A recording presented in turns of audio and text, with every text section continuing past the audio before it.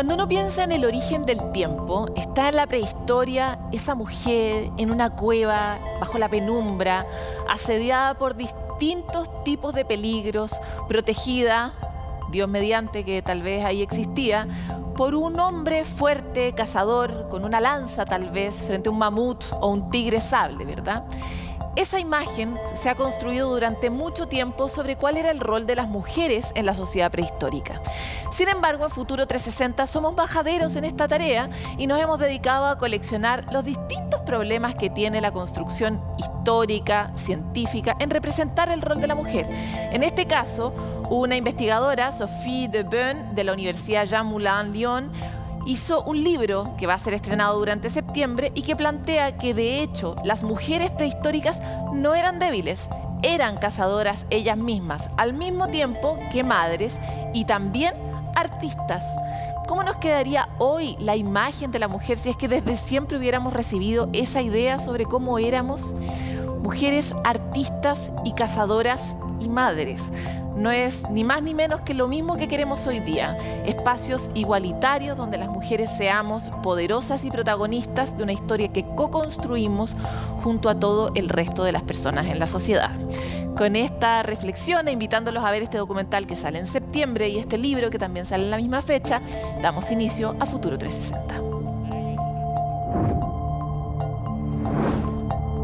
Este es el grupo de seres vivos más abundante del planeta y es sin duda uno de los que sostiene la vida de todos nosotros. Este rol se ve seriamente amenazado por los efectos del cambio climático y del calentamiento global, y es por eso que queremos entender cuál es el rol y la importancia de proteger la vida de los insectos. Pequeños, escurridizos y muchas veces mal mirados. Los insectos son grandes indicadores de la salud del medio ambiente, tarea que según un nuevo estudio publicado en la revista Nature se ve seriamente amenazada. Lo que intentaron es estudiar el impacto del cambio climático y de la agricultura en las poblaciones y comunidades de insectos. Y para eso emplearon una base de datos global y lo que vieron es que lugares con un cambio climático más exacerbado se ven más afectados. Es decir, las poblaciones de insectos han disminuido de forma más dramática. Y en particular también lo que detectan es que en ambientes tropicales, donde el cambio climático es exacerbado, la agricultura también tiene un impacto mayor. Los científicos del University College London registraron específicamente una población 49% menor en estas zonas más expuestas, situación que tiene diversas implicancias.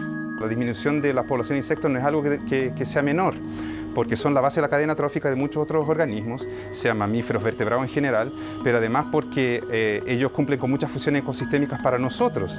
Son polinizadores, todos nuestros cultivos dependen de insectos. La ciencia ha logrado identificar 1,5 millones de especies y cada una de ellas cumple con tareas esenciales para sostener la vida. Son hiperrelevantes, digamos. O sea, de hecho, los insectos cumplen lo que se llaman las funciones ecosistémicas.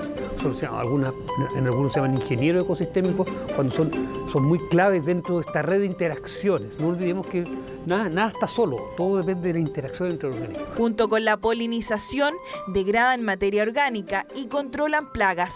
Son realmente ingenieros de la naturaleza. Son verdaderos expertos en saneamiento, cumpliendo un rol en la descomposición de desechos y limpiando residuos. Cumplen un rol importante en el ciclaje de nutrientes, en mantener la estabilidad y la fertilidad de los suelos, en la dispersión de semillas, en controlar el tamaño de la población de otros organismos y también son fuente importante de alimento. Incluso tienen uso farmacéutico algunos insectos.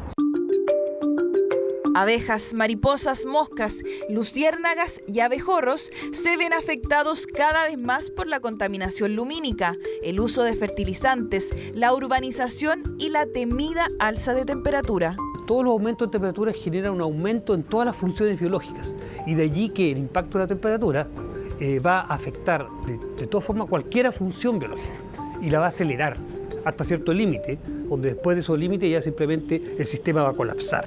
Y cuando hablo del sistema, puedo hablar de un tipo de organismo o también de una red de interacciones entre organismos. De un insecto con una planta, de un ave con una planta, de un insecto con otro insecto. Por cada ser humano existen 200 millones de insectos. Se trata del grupo de seres vivos más abundante de la Tierra. ¿Qué podemos hacer para cuidarlos? El estudio entregó algunas luces. Un tema que encontraron en el trabajo de Nature que es bastante, digamos, positivo, es que encontraron que regiones donde el cultivo es alto, pero está rodeado de flora nativa, el impacto es mitigado. ¿Ya? Por lo tanto, el tener cultivos en regiones que están rodeados de hábitat natural cumple con una función que es esencialmente disminuir el impacto del cultivo en las poblaciones de insectos. Una tarea pendiente con los pequeños gigantes que sostienen la pirámide de la vida y que se suman a la larga lista de afectados por la actual crisis climática. Bueno, y llegamos a ese momento en que le entregamos las claves para entender algunas de las principales noticias de la ciencia, el medio ambiente, la tecnología y la innovación. Y vamos a partir con Netflix, porque en estas últimas 2 semanas nos hemos enterado de los resultados financieros de las grandes tecnológicas y entre ellas Netflix informó que se ha visto fuertemente afectada por un lado el alza de algunos precios en algunos mercados, perdiendo alrededor de 200.000 suscriptores por su retirada de Rusia como respuesta tras el conflicto de Ucrania. Tras conocerse esta noticia, las acciones cayeron un 25%, perdieron casi el 70% de su valor en lo que va del año, pero no es el único afectado.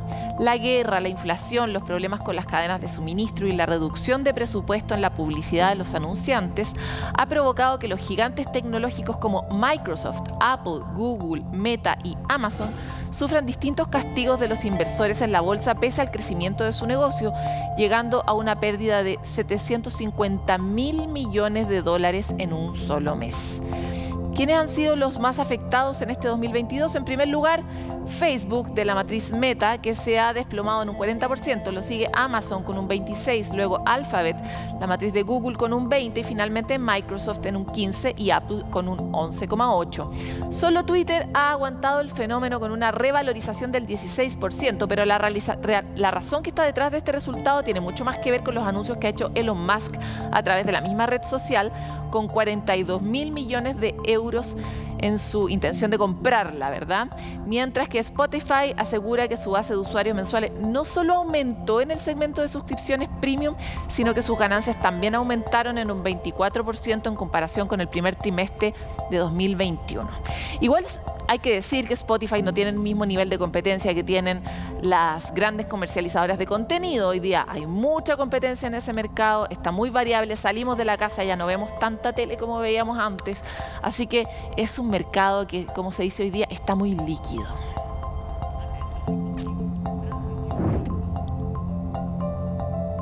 Y un reciente estudio realizado por expertos de la Escuela de Medicina de Stanford afirmó que desde los 13 años los niños dejan de escuchar la voz de sus padres. Es decir, literalmente no registran la voz de la autoridad como lo hicieron desde más pequeños. La preadolescencia es una etapa difícil donde las comunicaciones se limitan, comienza un distanciamiento y las actitudes tienden a volverse misteriosas, enigmáticas. Factores completamente naturales que van de la mano de la independencia, pero también de la neurociencia. Y muchas veces esta nueva forma de ser los convierte en los principales enemigos de los padres o viceversa, a los padres en los principales enemigos de los hijos. Lo importante es estar consciente sobre que no solo es capricho o rebeldía contra los progenitores y mucho menos falta de amor, sino que parte de un cambio a nivel cerebral relacionado directamente con las hormonas. Simplemente es una condición de la edad. A través del uso de escáneres cerebrales de resonancia magnética funcional, los científicos consiguieron dar con la primera explicación neurobiológica para este fenómeno. El descubrimiento explica que se trata de una señal que ayuda a los preadolescentes a relacionarse con el mundo y formar conexiones que les permitan ser socialmente hábiles afuera de sus familias. Básicamente cortando el cordón, en este caso desde la neurociencia, para poder buscar su lugar en el mundo.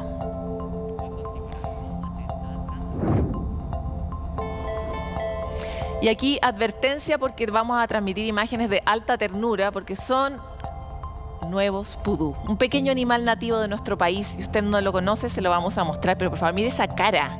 Es una de las 3 especies de ciervos que habitan en Chile, junto con el huemul y la taruca.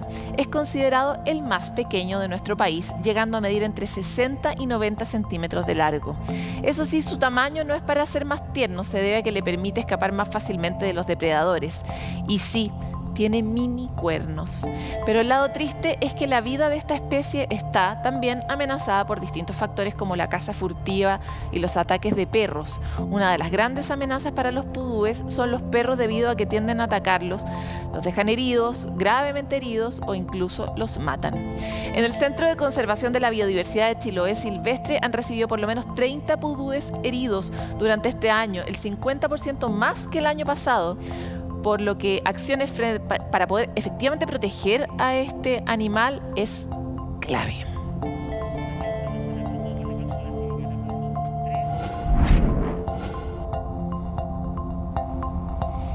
Y los invito a conectarse con lo fantástico que es nuestro país y los recursos que tiene.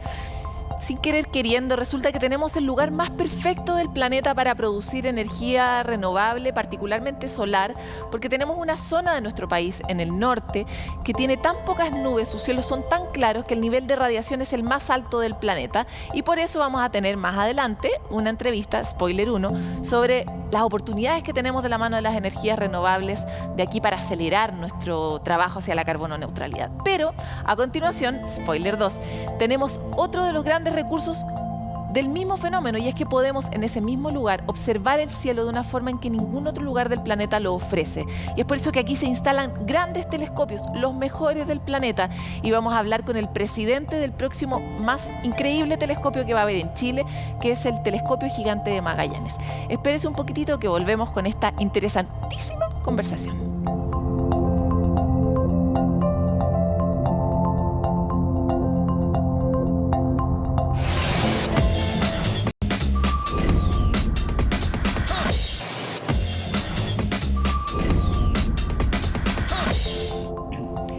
Algo que convierte a Chile en un laboratorio natural es la posibilidad que tenemos de observar los cielos más claros del planeta, y es por eso que aquí se construyen buena parte de los más importantes proyectos de observación astronómica en nuestro desierto, ¿verdad? Es el caso del Giant Magellan Telescope, que está hoy día construyéndose en el Observatorio de las Campanas, en medio del desierto de Atacama. Va a permitir completar su construcción hacia finales de la década de 2020, y este será el infrarrojo óptico gregoriano más grande jamás diseñado. ¿Qué significa eso?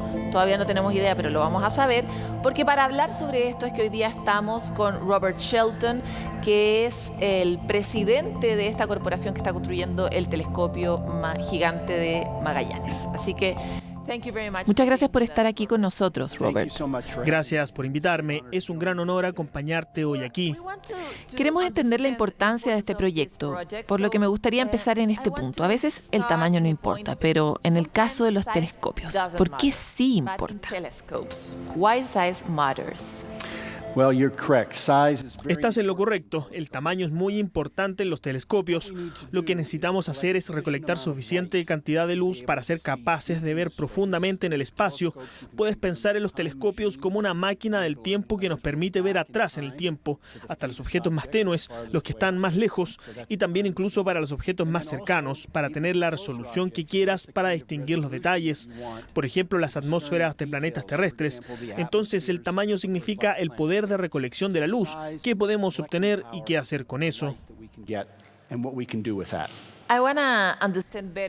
Quiero entender mejor, ¿por qué necesitamos recolectar luz y no imágenes, como la mayoría de la gente como yo podría imaginar? La luz está compuesta por muchas longitudes de onda, y obtienes esa información en todo el espectro. Entonces, por ejemplo, si quisieras determinar qué moléculas existen en cierto planeta o provienen del Sol, de otras galaxias, miras la firma espectral de esos objetos y eso te dice qué tipo de átomos y moléculas existen ahí. Y eso será muy importante para determinar si los ingredientes de la vida existen en otro lugar aparte de la Tierra.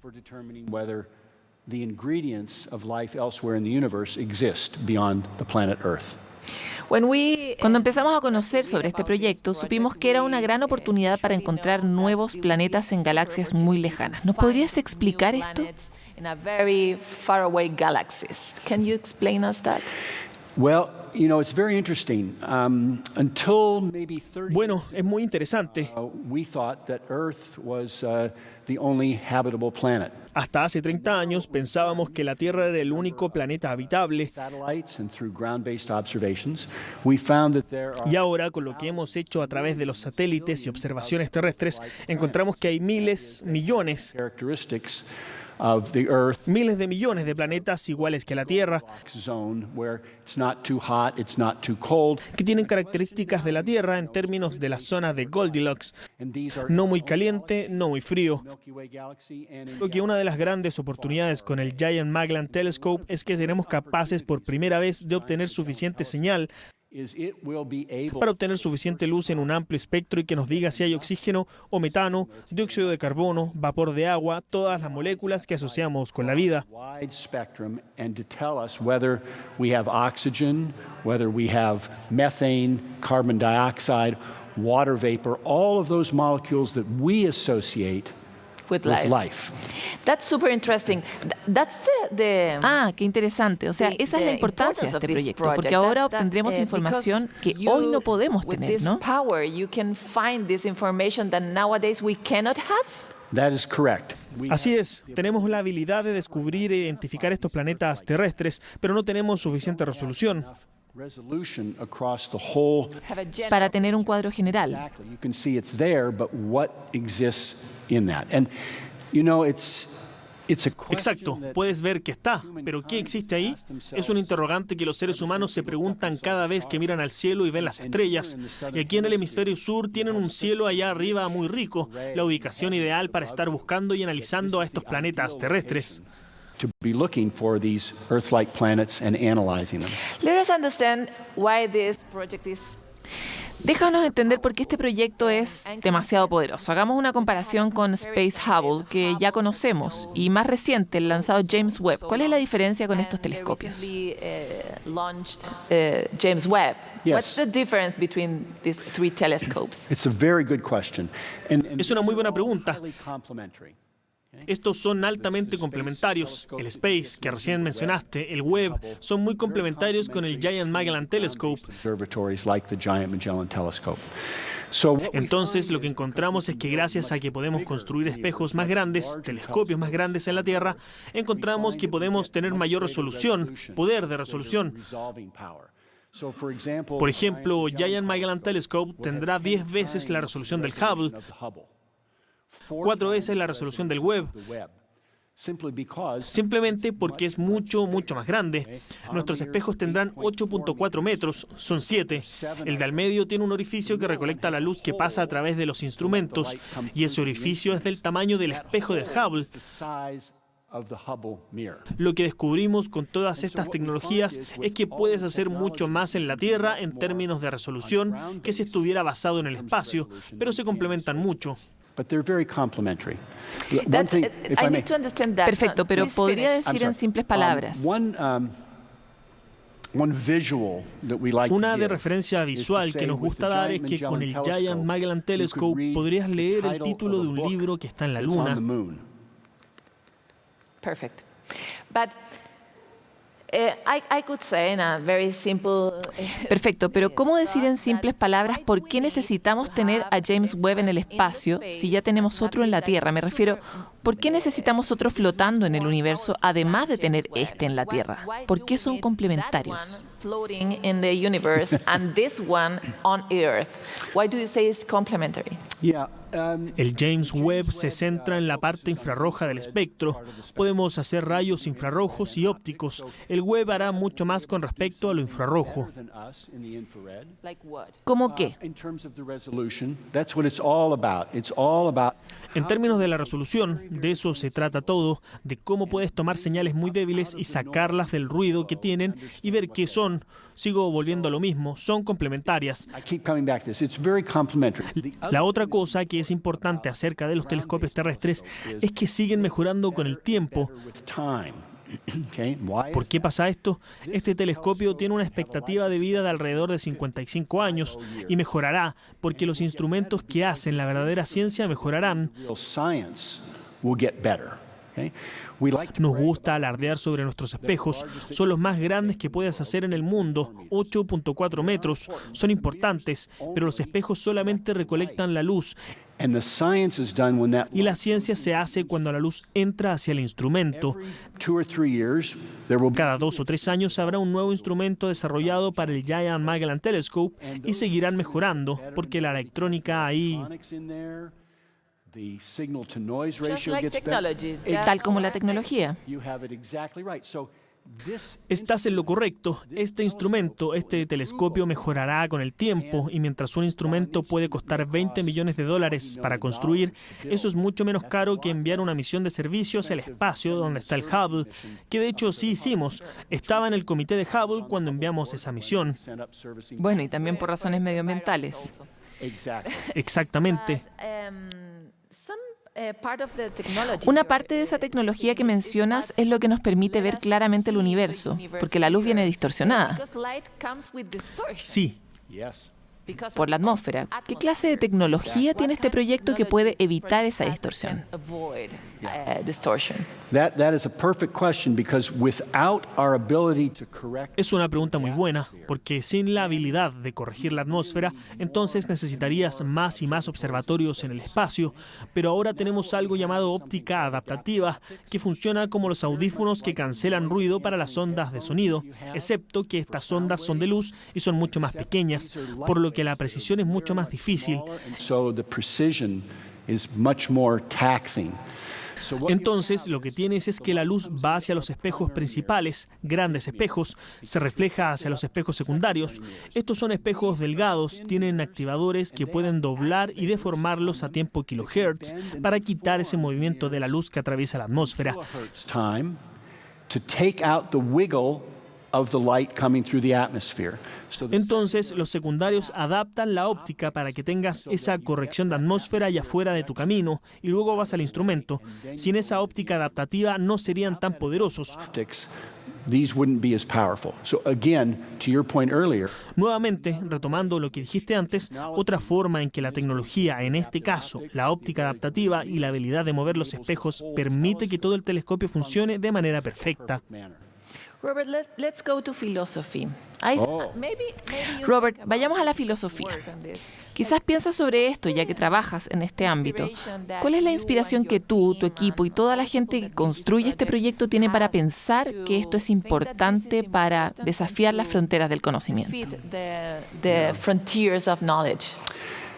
you know, it's Sabes, estoy seguro que será distinto para cada persona, pero creo que hay un deseo fundamental en la especie humana de saber de dónde venimos, si estamos solos. where we came from. Are we alone? Y el telescopio por primera vez será capaz de contestar la pregunta, ¿estamos solos en el universo? Y si es así, ¿qué significa?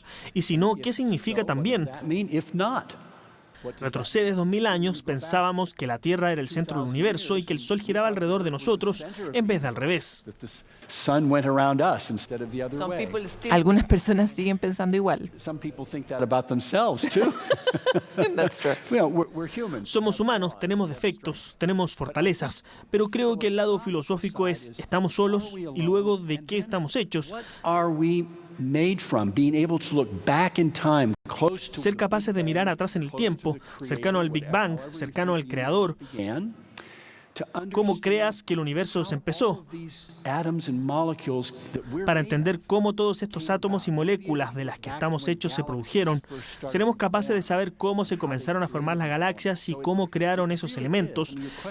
Entonces, tu pregunta es perfecta. De verdad es un instrumento filosófico aparte de ser uno científico. in addition to being a scientific instrument. Now, there is a part of the population that is very practical. Hay una parte de la población que es muy práctica y esa clase de gente dice, bueno, encontramos un planeta muy, muy lejano en la galaxia, pero no podemos ir. ¿Qué le dirías a ellos? Well, I would say I still want to know, you know, the Because that's just a pleasure. yeah. Bueno, les diría que aún quiero saber. El chiste es que debe haber vida inteligente allá afuera en el universo. In the universe, Y son tan inteligentes que aún no nos contactan. Yeah. Creo que el lado práctico de construir un telescopio como este viene de lo que estábamos hablando antes. Los avances tecnológicos que lo permiten, el tipo de óptica que obtienes desde la industria de los telescopios y que ahora sale de nuestros celulares. Ves que todos estos avances eventualmente se abren camino a nuestra vida día tras día. Y para la gente práctica tienes la filosofía, pero también están los avances tecnológicos. Que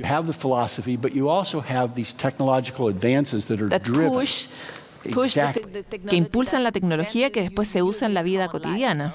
Exactamente. Now let's stay in philosophy. Ahora volvamos a la filosofía. Cada vez que observamos más el universo y las imágenes asombrosas que recibes, amazing images you receive, cada vez que recibes conocimiento, ¿qué piensas sobre la Tierra? What do you think about Earth?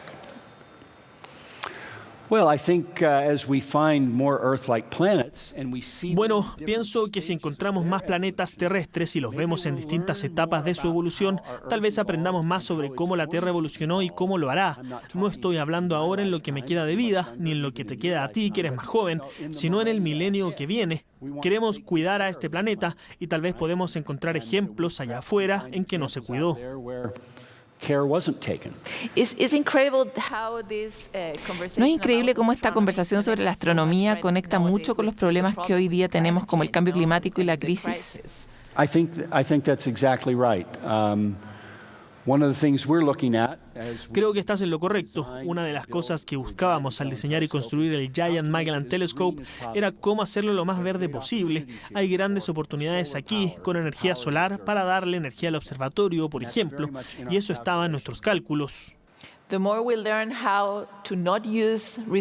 Mientras más aprendamos sobre cómo usar los recursos, mejor para el planeta, ¿no?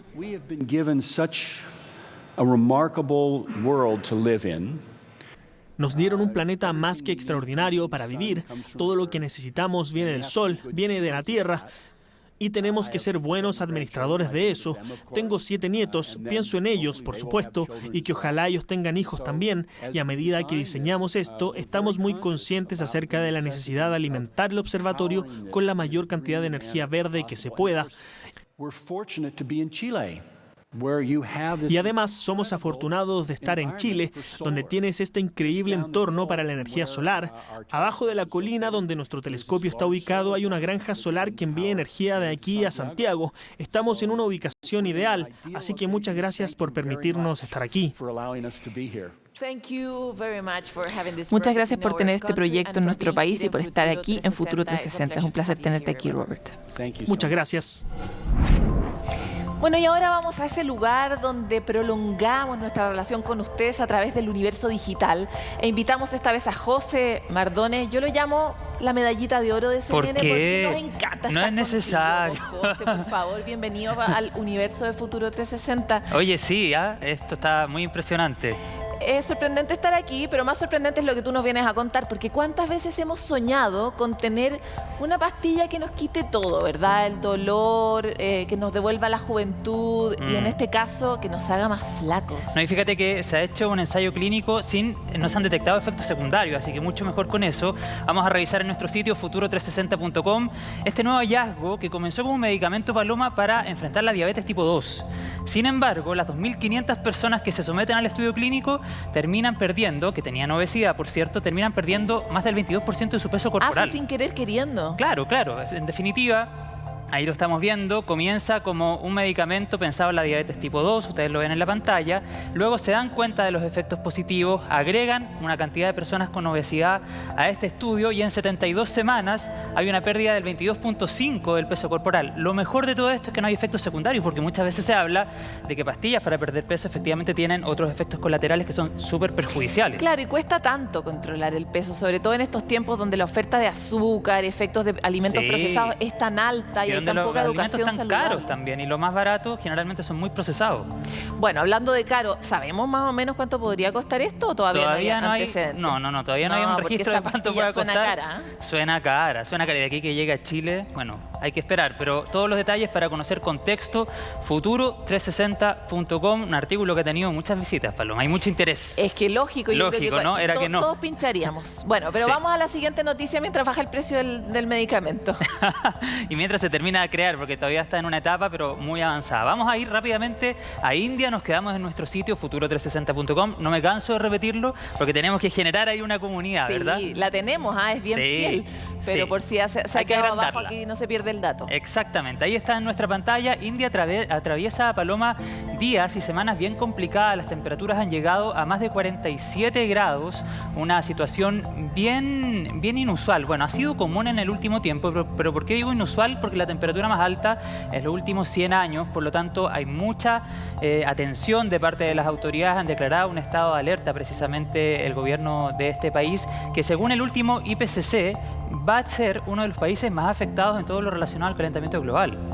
No, es bien terrible, pero también India es gran parte del problema. O sea, India es una de las potencias que genera mucho de los gases de efecto invernadero que están produciendo estos cambios en el clima y cuyos efectos se ven, por ejemplo, en estas variaciones sin precedentes del clima que tienen tanto impacto en la sociedad, ¿verdad? Así que sería bueno que empezaran a acelerar su ambición climática, a ver si podemos resolver de forma más profunda este tipo de fenómenos. Claro que sí. Vamos a quedarnos también, Paloma, en este último tema que también viene de nuestro sitio, de ese universo digital que se acopla muy bien a todo esto.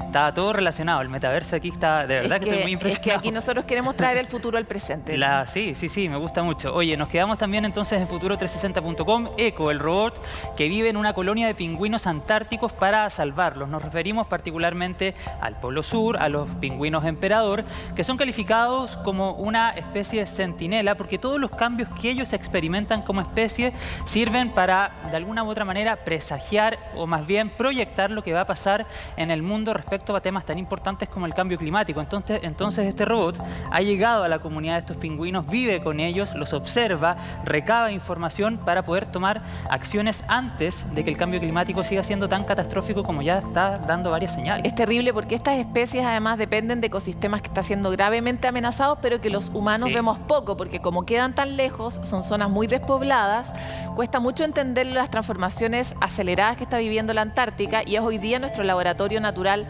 principal para comprender los impactos del cambio climático y del calentamiento global, que son dos cosas diferentes, por eso hago el énfasis, ¿cierto? Claro que sí. Bueno, según proyecciones de aquí al 2100, lamentablemente estos pingüinos, la mayoría estaría... No estoy dispuesta a escuchar extinguida. eso. Así es que es súper importante la labor que está haciendo este robot. Está recabando información, una misión que va a tomar 70 años, comenzaron en el 2017, pero es muy importante para poder, en lo posible, tomar acciones antes que los efectos sean más adversos. Y para 2070 ojalá no estén desaparecidos los misos pingüinos que está cuidando. Exactamente. Vamos a quedar muy pendientes y los invitamos, como siempre, Paloma, a todas nuestras redes sociales, Futuro360, futuro360.com. Los estamos leyendo siempre y vamos a traer acá en Instagram estamos teniendo una población muy activa. Además, hay gente que exclusivamente ve Futuro 360 a través de esas plataformas. Y tenemos un video de una medusa, una nueva especie que está muy bueno ahí en instagram.com/futuro360com. Así nos encuentran. José, como siempre, es un placer infinito de describir tenerte aquí en nuestro metaverso. Así que gracias por venir hoy día. Sí, gracias a ti, Paloma. Nos vamos a estar viendo y de verdad, felicitaciones porque está muy bonito esto. Muchas gracias. Te veremos otra vez. Nosotros con estas informaciones, así una pincelada para que usted se tiente y durante los comerciales pueda revisar más información de futuro360.com porque nosotros vamos y venimos.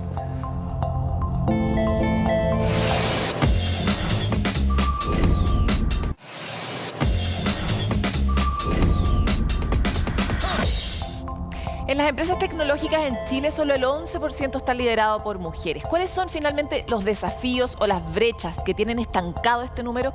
Lo revisamos en la siguiente nota de Natalia Muñoz. María Teresa Ruiz, Margaret Hamilton, Katherine Johnson, Carol Chao y muchas más son parte de las mujeres destacadas en las tecnologías de la información y la comunicación. Todas ellas fueron niñas alguna vez y superaron brechas de género para llegar a donde están. Sin embargo, no son muchas las que lo logran. Hace 9 años atrás, cuando partí Lab4U, una empresa de educación tecnológica, íbamos a estos eventos y yo era la única mujer casi, ¿no? Inclusive hace poco fue un evento de tecnología y muy pocas mujeres. Es triste ver cuando hay muy pocas mujeres en ciencia y tecnología y en la industria de la tecnología, pero yo soy una optimista. Soy una optimista porque esto está cambiando. En Chile la matrícula de ingeniería eléctrica, el 8% son mujeres. O sea, no solo cuando yo estudié, ha sido así, tampoco ha aumentado mucho.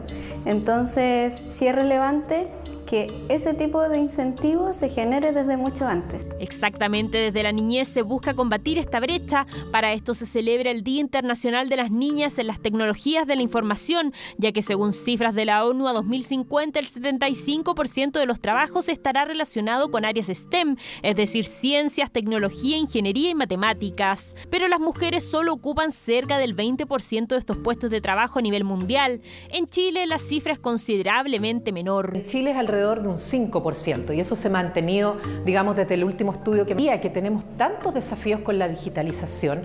Tenemos que entusiasmar a las niñas para que se interesen en entrar en áreas de la tecnología, de programación, de creación de tecnología, de creación de software, que aprendan esos lenguajes porque las necesitamos para los desafíos que tenemos en el futuro. Respecto a la cantidad de mujeres chilenas que se titularon en 2019, solo 7 de cada 100 lo hicieron en carreras del área. La cifra es la más baja entre los países de la OCDE. Ante esto se apuesta por un cambio de paradigma a partir de los 6 años, que es la edad en que las niñas comienzan a sentirse menos capaces que los hombres. Si pensamos dónde parte este problema, ¿ya? Y nosotras como fundación abordamos este problema justamente desde la niñez, porque finalmente son los estereotipos de género desde nuestro punto de vista los que nos van limitando en las posibilidades, las oportunidades y las trayectorias de vida que vamos desarrollando. Yo como niña, si no tengo referentas mujeres, ¿cierto?, en estos rubros, probablemente no me pueda identificar.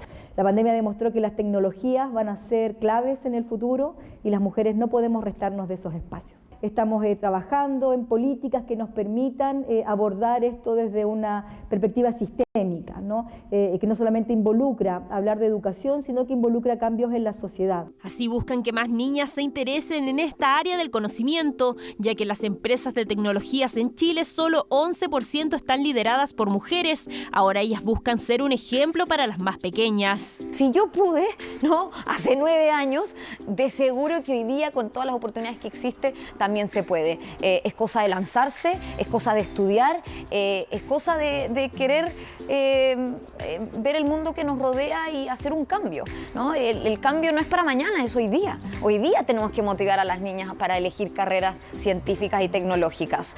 Brechas que debemos combatir con cambios en las salas de clases y en el hogar, ya que todas deberíamos ser conscientes de que somos capaces de hacer todo lo que nos propongamos.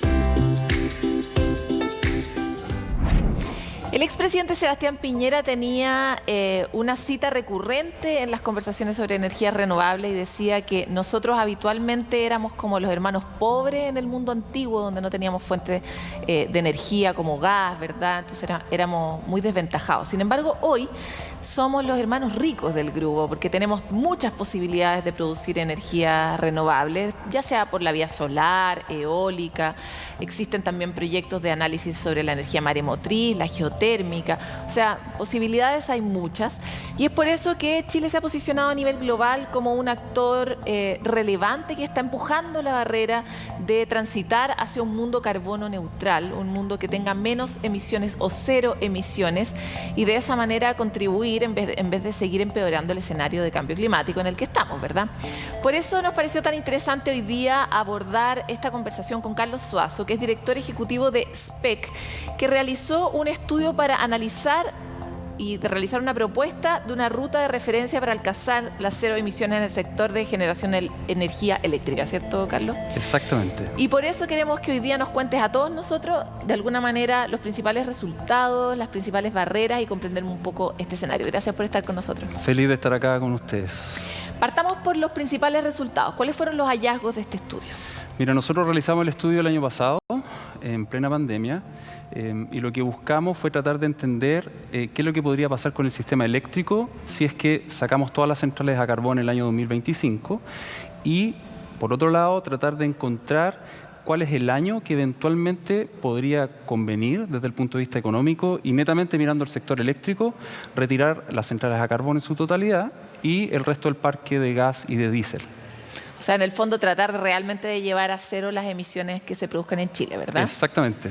El tema es que cuando tú sacas un número importante de centrales del sistema eléctrico, te ves sometido a una serie de desafíos desde el punto de vista económico, desde el punto de vista técnico, que es necesario entender al momento de proponer cualquier una de las fechas. ¿Cuáles son los desafíos económicos? Partamos por ahí. Desde el punto de vista económico, nosotros sabemos que a pesar de que las unidades de carbón son muy contaminantes, también son muy baratas, ¿ya?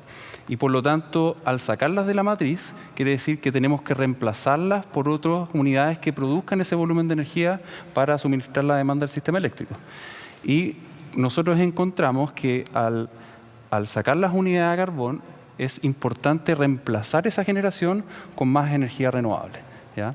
En términos de la capacidad instalada que se requiere, más o menos es construir cerca del 60% de la capacidad actual, de manera de reemplazar ese retiro con centrales renovables y también con almacenamiento. ¿Y tenemos ese tiempo? O sea, en el fondo, para poder reemplazar lo que queremos reemplazar, ¿alcanzamos a construir lo que se necesita construir para poder hacerlo? Esa es una de las cosas que nos preguntamos, porque básicamente si nosotros queremos cerrar la central a carbón hacia el año 2025, esto quiere decir que nosotros, además de los 10.000 megawatts que se están proyectando en la matriz para ese año, tenemos que adicionalmente construir 8.000 megawatts más, que están compuestos por 7.000 de energía renovable más 1.000 de almacenamiento. ¿Y eso es posible? Esto en el marco de 3 años, básicamente entre hoy hasta finales de 2025.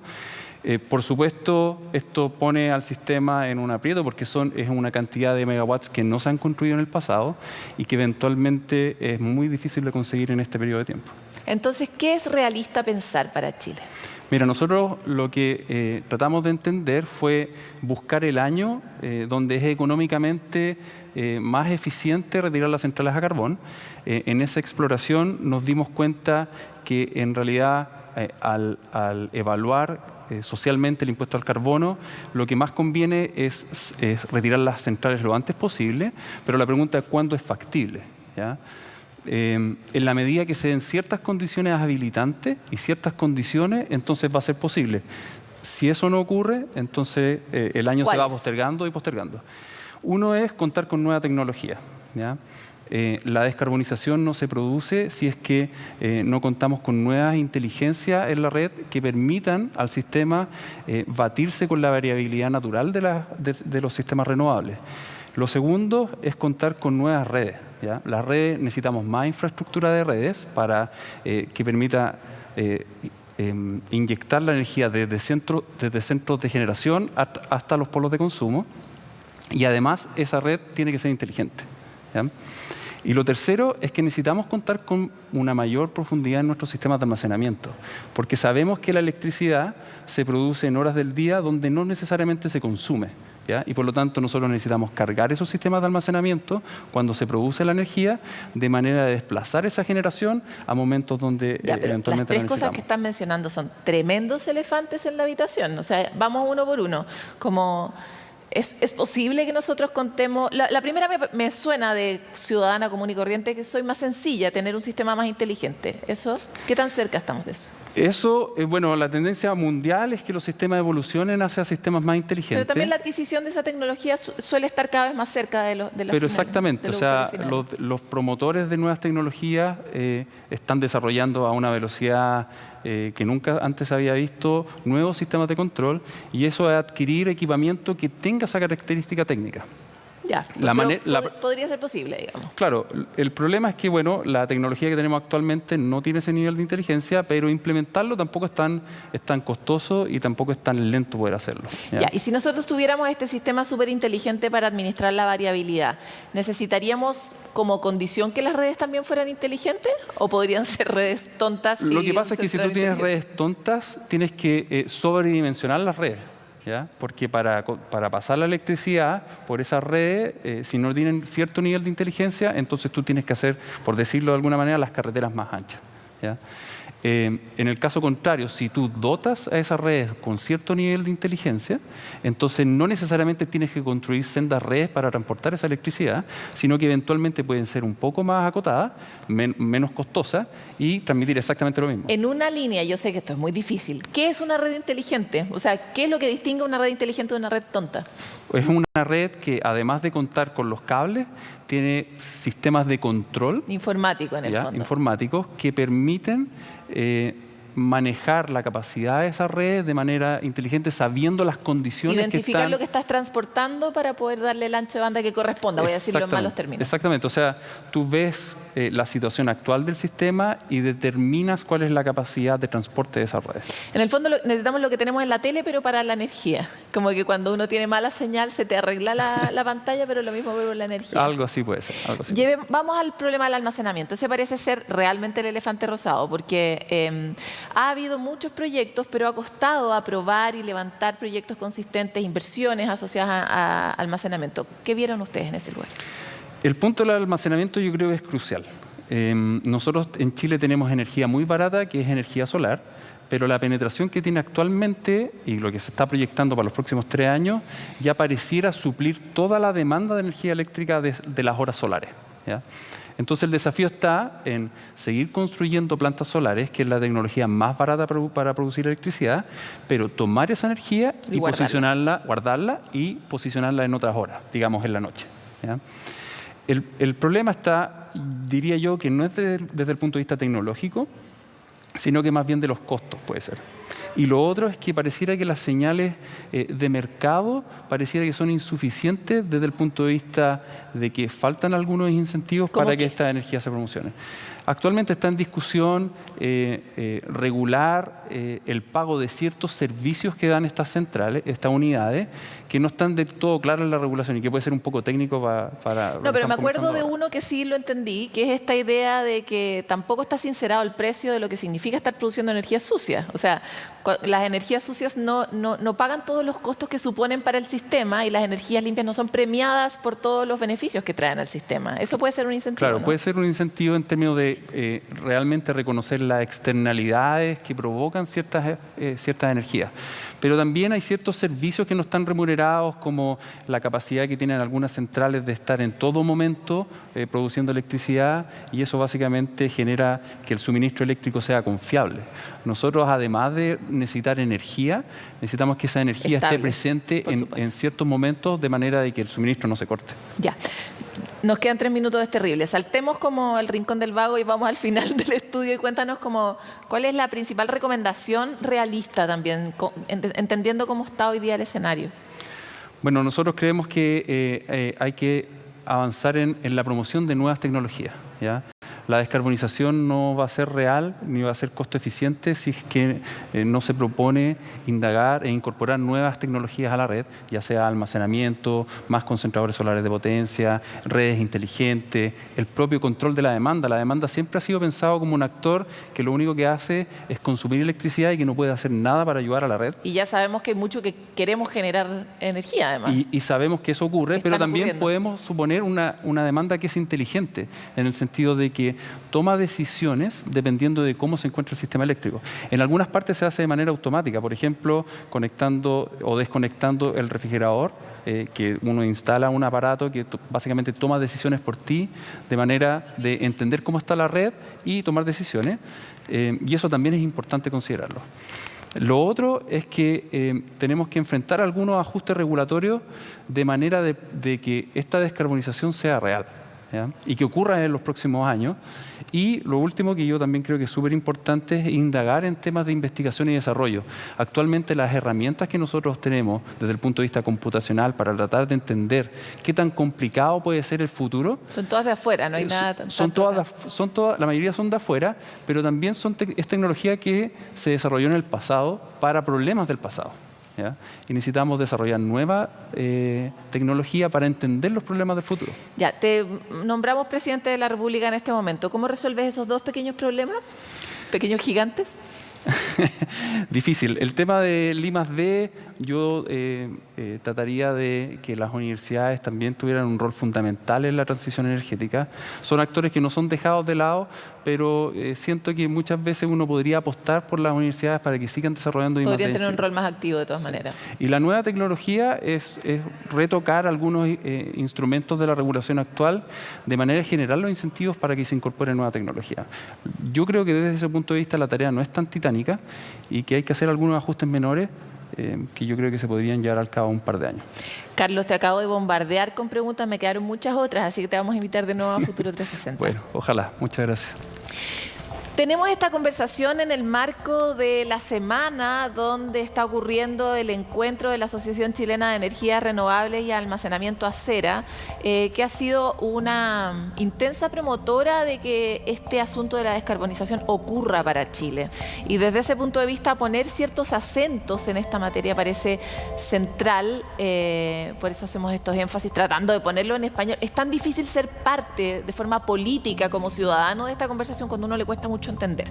Hicimos un esfuerzo, si no lo logramos, cuéntenos a través de redes. Nosotros siempre estamos interesados en entregar esta información compleja a todos ustedes. Nosotros nos despedimos y nos encontramos en otro capítulo de Futuro 360.